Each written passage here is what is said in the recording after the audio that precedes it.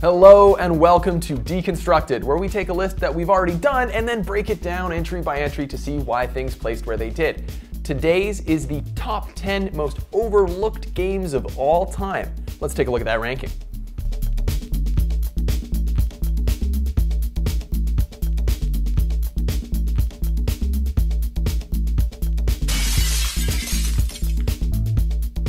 Okay, lots to talk about there. Let's have a look at our panel today. Joining me on the couch is Dave. Hiya. And Justin. Hey. Gentlemen, how you doing today? Oh, not too bad. Pretty good. Very nice, very nice. Now, I believe to lead us into entry number 10, we have ourselves a little trailer, so let's take a look. Attempted evacuation of Dubai ended in complete failure. Dubai's running out of time, gentlemen. Let's move.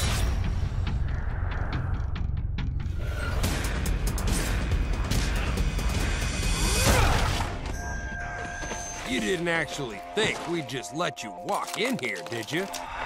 We've been set up. Welcome to Hell, Walker.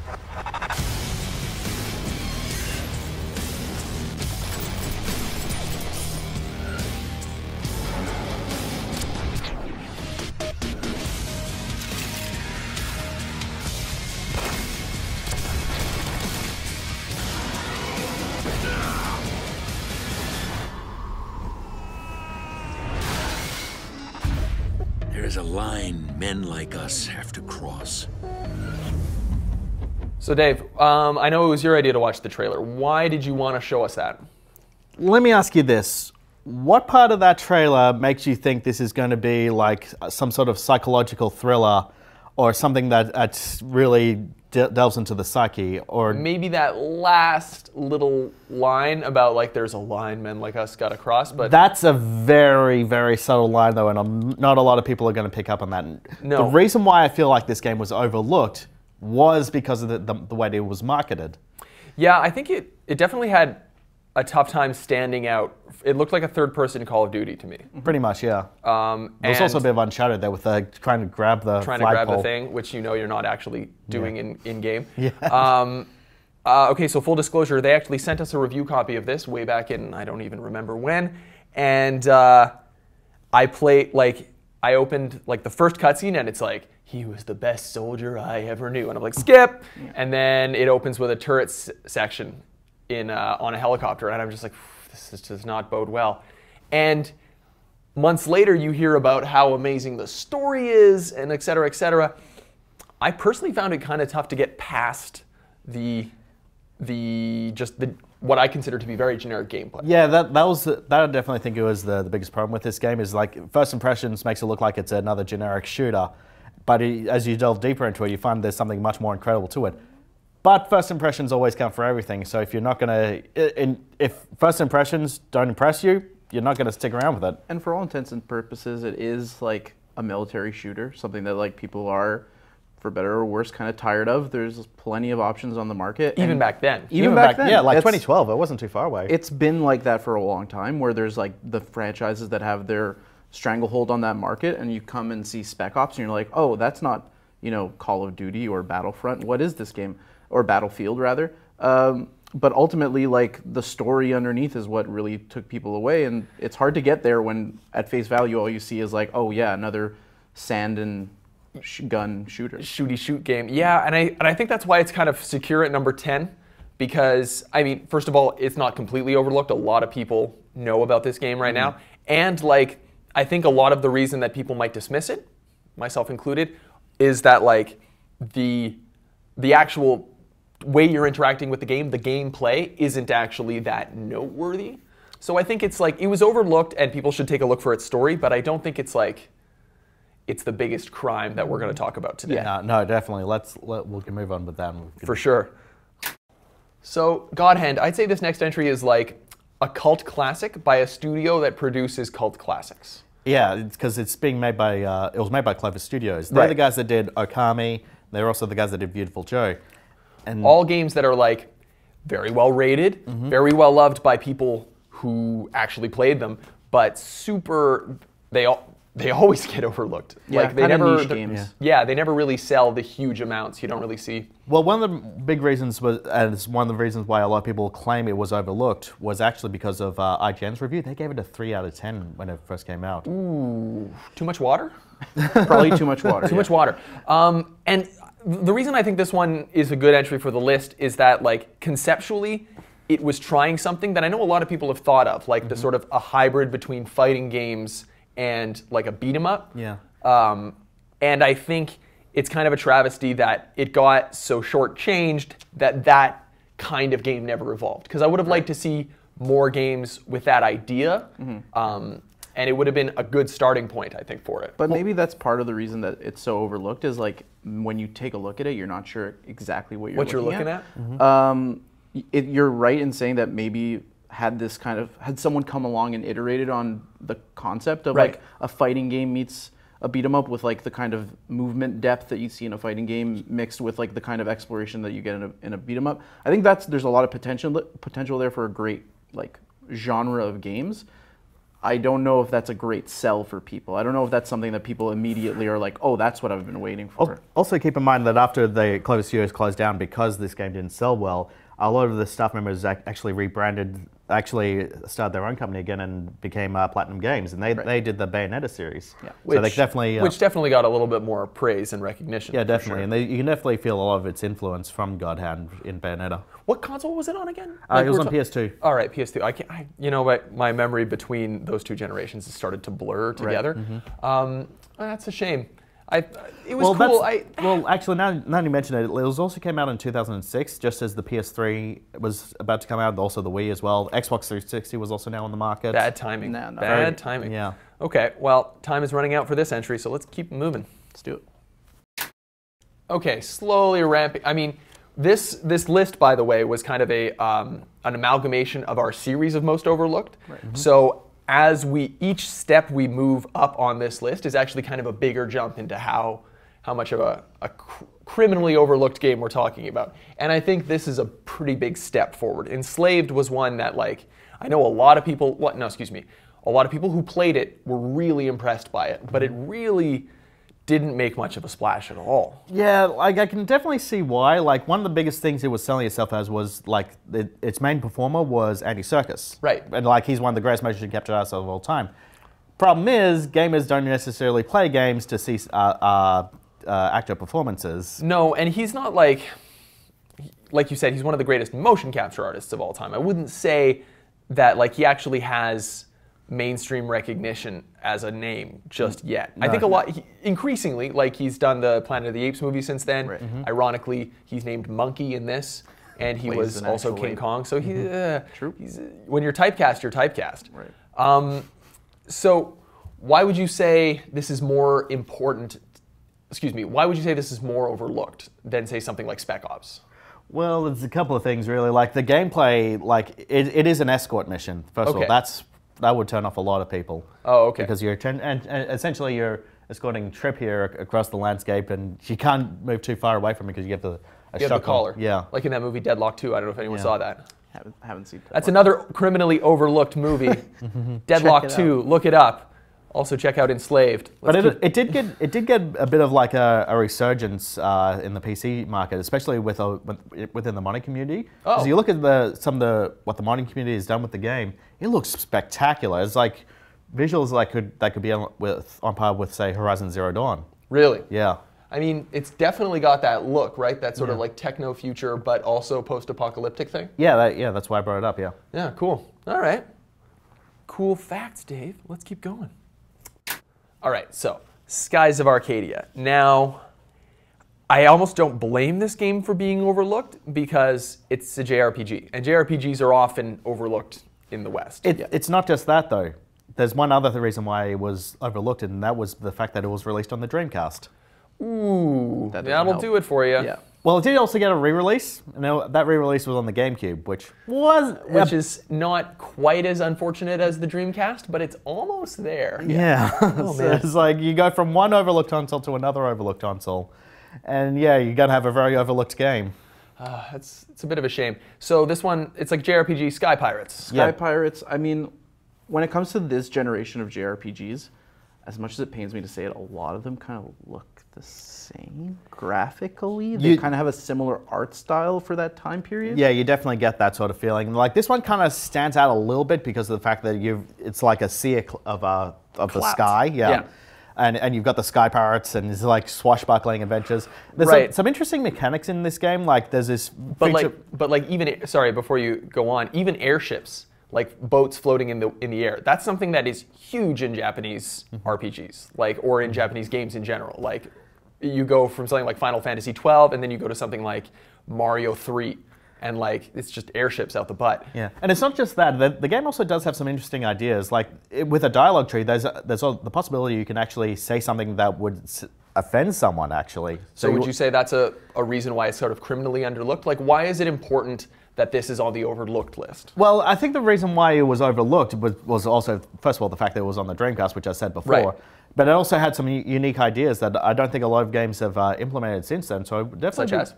Well, like I said, the dialogue option, like it's possible you might offend someone, and that can hurt your standings as you go forward into the game. Okay, interesting. Yeah. I mean, that's something that's sort of in RPGs now, but back in the Dreamcast era, it's pretty revolutionary. Yeah, it's pretty cool to look back at some of those Dreamcast RPGs and be like, wow, whoever was making games for the system knew what they were doing. It's too bad that no one had it. Yeah, the Dreamcast is definitely the biggest underdog system of all time. But alas, that is a deconstructed for... Maybe the Wii U, but yeah. I think that's a deconstructed discussion for another day. Yeah. Most overlooked consoles. Okay, let's keep going.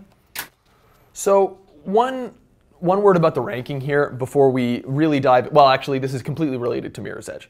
I'd say that we emphasized in our ranking how cool the game was and how much we would have liked it to succeed in relation to how much attention it got. Right. So I'd say that Mirror's Edge, while it probably got more attention than something like Your Skies of Arcadia, and brand recognition is pretty good, the amount that I'm disappointed that it did not catch on is far greater. So that's why I'd say it places higher on the list, at least in my opinion, but I know that WatchMojo shares that opinion. I was kind of iffy when we originally ranked this list. I was kind of iffy about putting it on the list at all because it was marketed because of the same things I was saying. Yeah, exactly. But one of the main reasons why I don't think it should be on the list is I didn't think it was that good of a game. I'd say it's definitely a fun game, but it doesn't do that. Justin, I see you humming and hawing over there. It's not that it's a great game.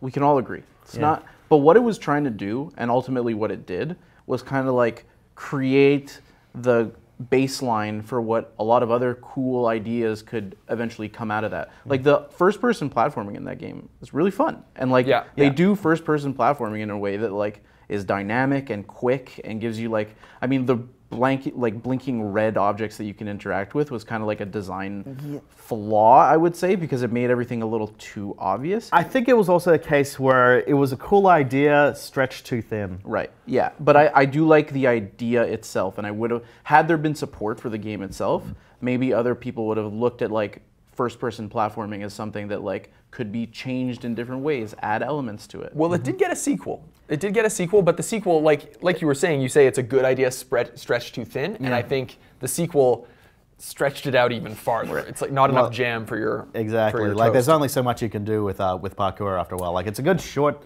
burst, but you shouldn't try to build your entire game around it.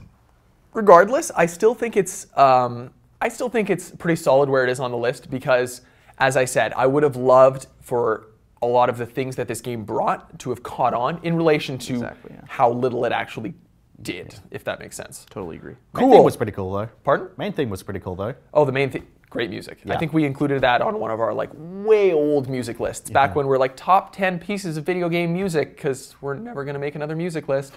Oh, how naive we were. Let's keep going. Okay, can we just take a sec to talk about how criminally overlooked this awesome box art is? I mean, this is just so frickin' metal.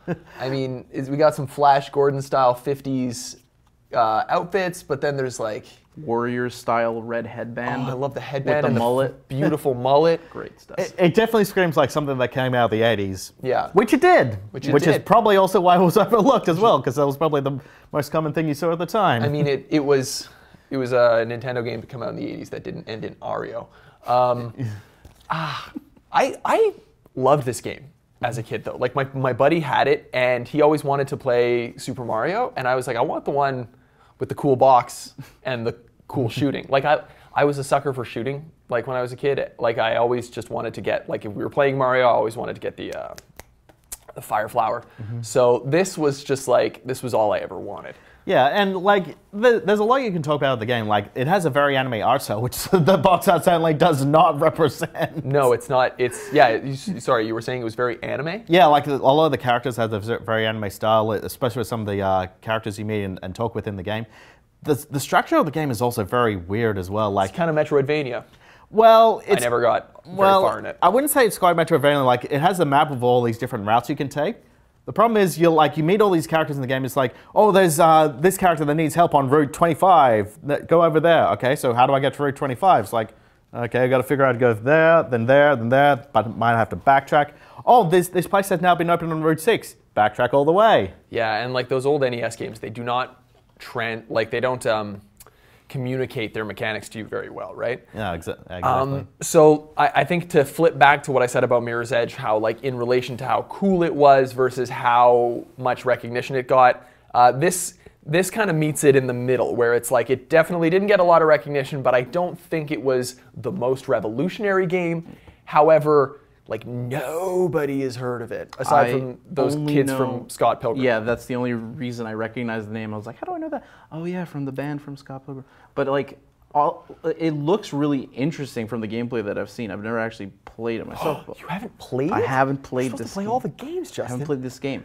But ultimately, it looks really interesting. I've never seen anything quite like it. So you're quite saying you bizarre. overlooked it? I definitely overlooked it. Like, it's super weird looking. I mean, how old were you in 1987?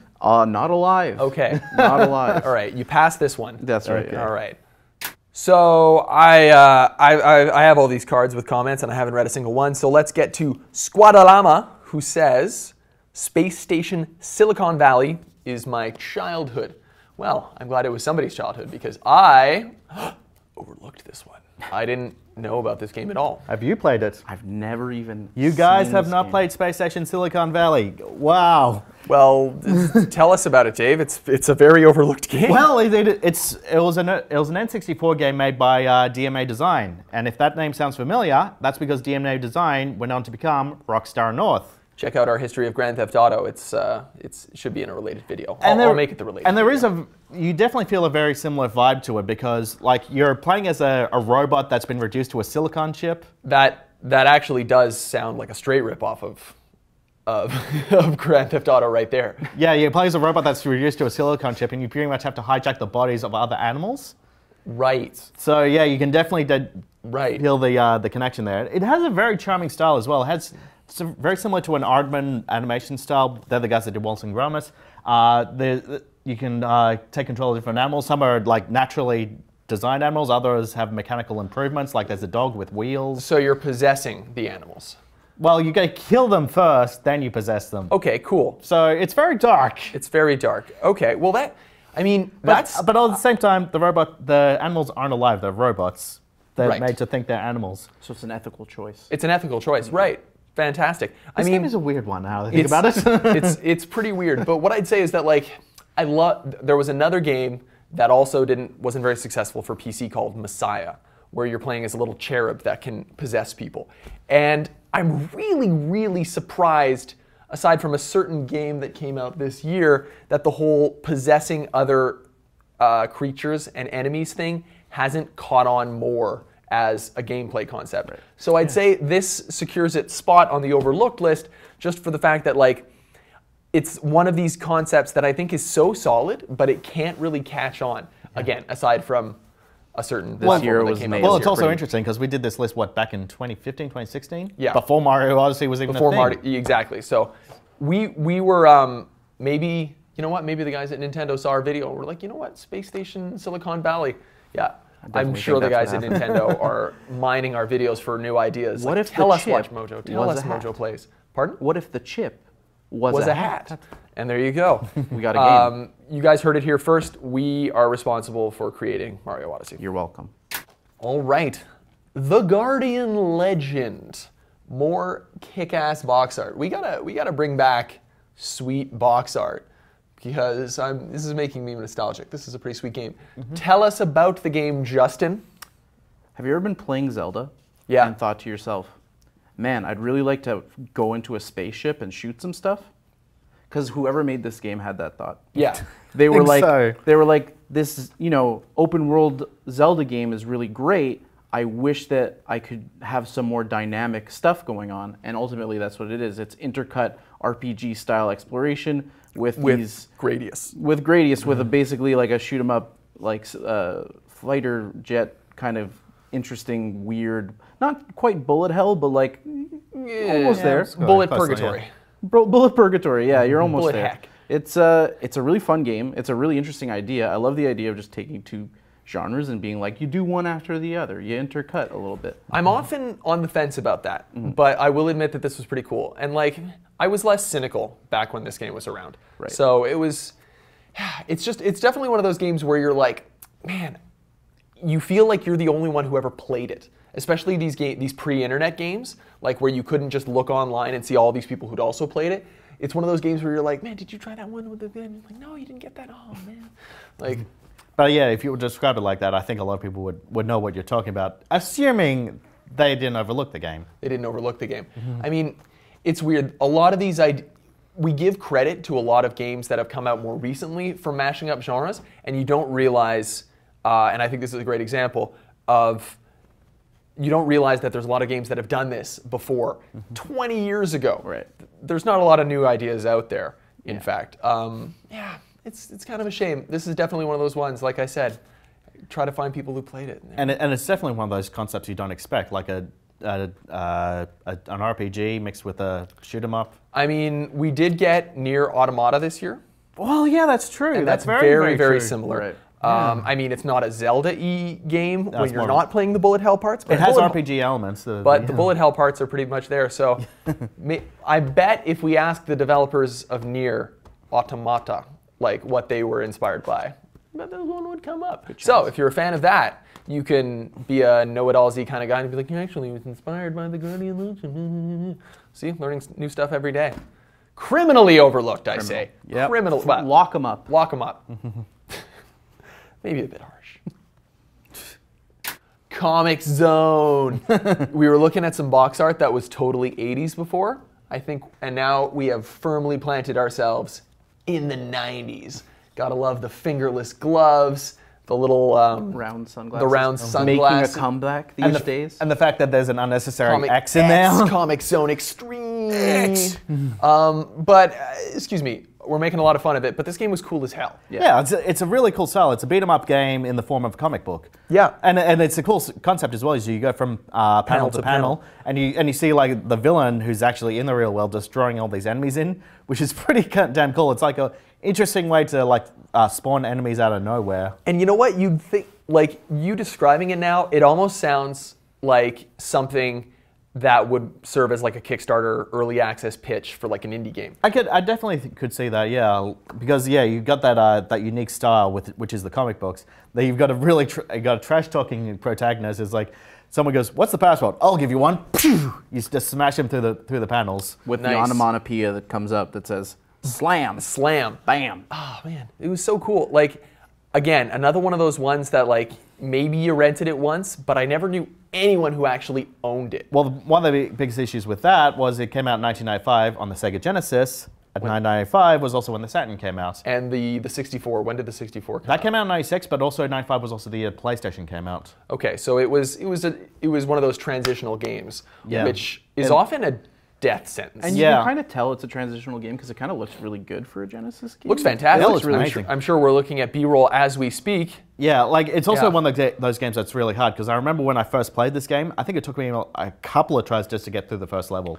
Yeah, it was Because you only have one life in the game. it was brutally hard, and I mean, it was the 90s, so games were still kind of feeling the influence of arcades, where the games were trying to slow you down by being difficult. It's, you know what, like so many games recently have come out that mimic comic book art style. Like a lot of the Telltale games recently, like, you know, they use the cell shading. Beautiful Joe is another one that's like that, where the cell shading helps to sell the idea of a comic.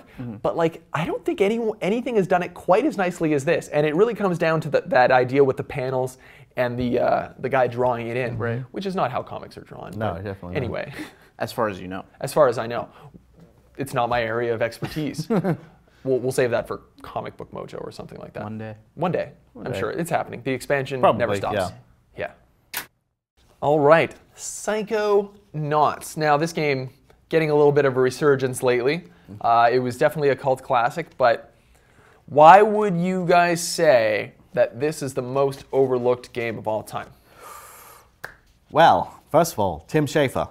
Tim Schafer. Really, really funny guy, really great concept and really great style here. And definitely one that's definitely should be respected a lot more. But the game sold terribly.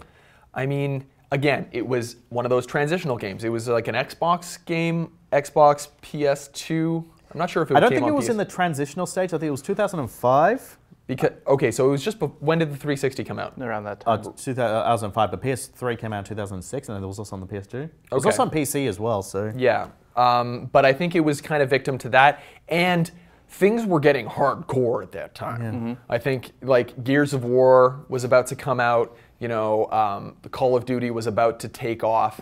Like, everything. That wasn't for a while, though, so. No, that was in, like, 2007. Yeah. But all I'm saying is that, like, the shift towards gritty, realistic guys and stuff was fully happening, and this game was not on board.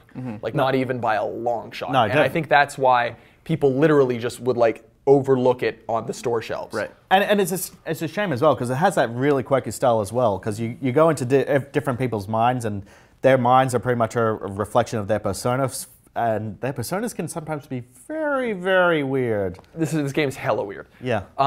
But I really think overlooked is the perfect word for it, rather than like like you could name a couple of other games on this list that were sort of underrated, or like, you know, they never really caught on.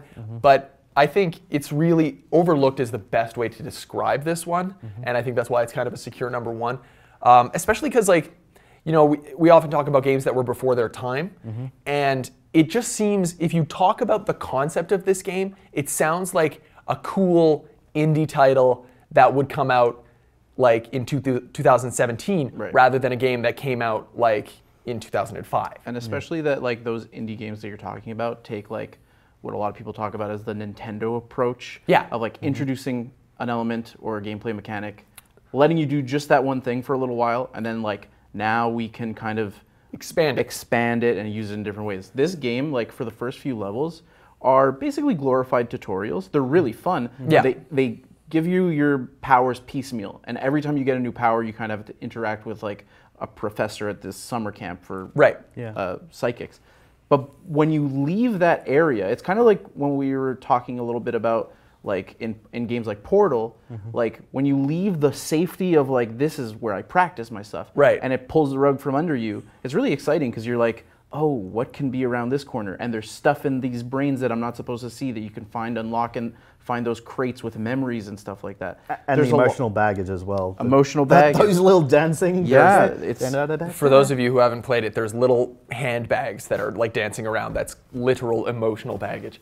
It's really cool, and I mean, it's getting a sequel. I think is there already a VR version? There is a VR version. I think it's also because a lot of people on the internet had been talking about it like a decade after it came out, which is kind of where it's kind of gotten its resurgence. It's like, oh, this game it was very overlooked. I should go back and take a look at that. Yeah, you see, that's why I'd say, just as kind of a final thing, to bring it back to the fact that, like, it was overlooked at the time as a product, but I don't think it's like an unknown, underrated, under the hidden gem anymore. I wouldn't say it's a hidden gem anymore. Like, it was when the internet had that oh crap moment. We missed that. We missed that, yeah. And Tim Schafer got his big resurgence too with Double Fine and all that.